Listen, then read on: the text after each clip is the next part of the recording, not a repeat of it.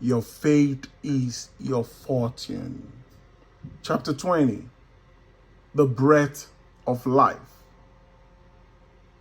Then the Lord God formed man of the dust of the ground, and breathed into his nostrils the breath of life, and man became a living soul.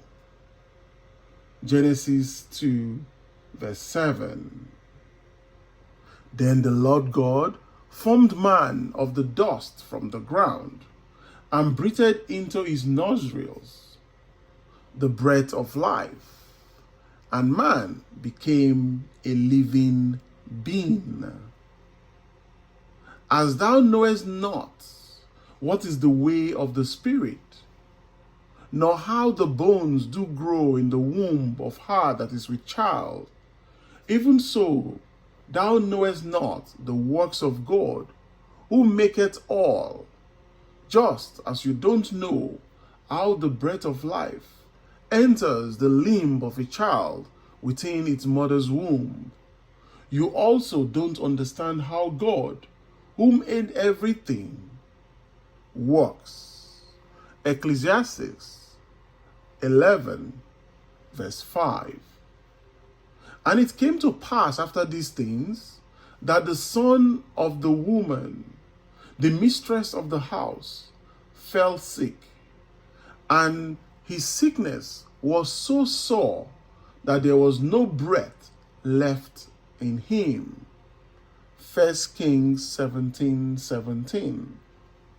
And he, Elisha, went up and lay upon the child, and put his mouth upon his mouth, and his eyes upon his eyes, and his hands upon his hands, and stretched him upon the child.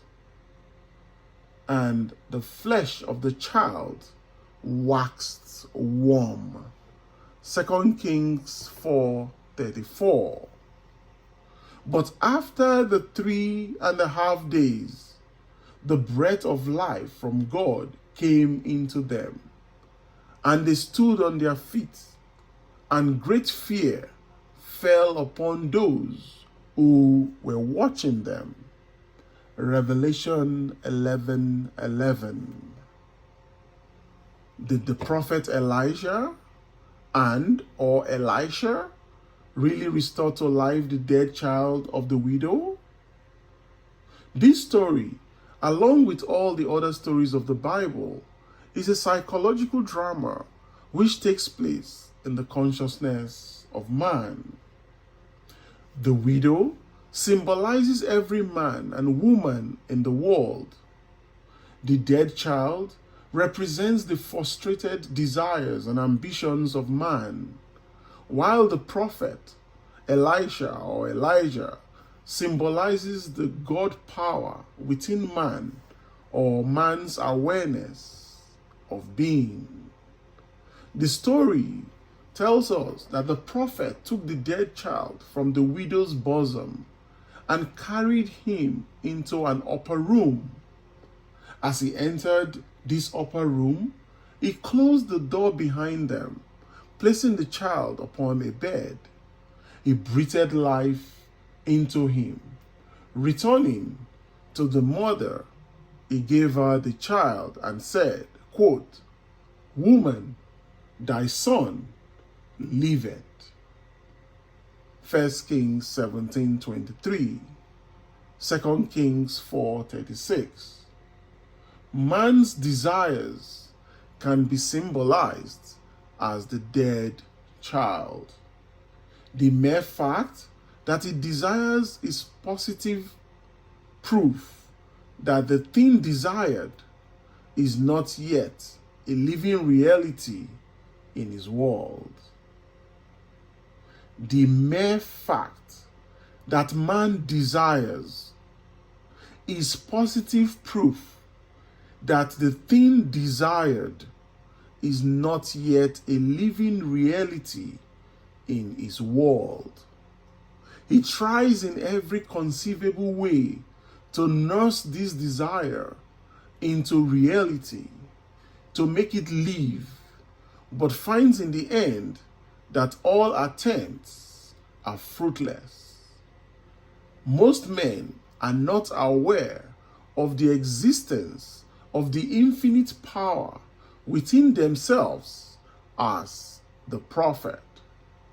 They remain indefinitely with a dead child in their arms, not realizing that the desire is the positive indication of limitless capacities for its fulfillment.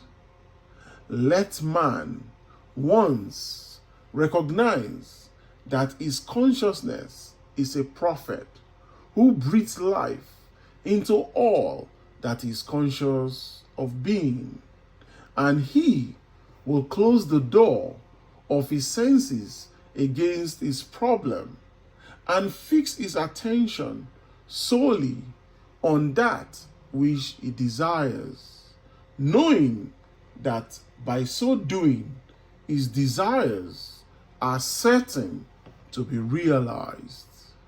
He will discover recognition to be the breath of life, for he will perceive, as he consciously claims himself to be, now expressing or possessing all he desires to be or to have, that he will be breathing the breath of life into his desire.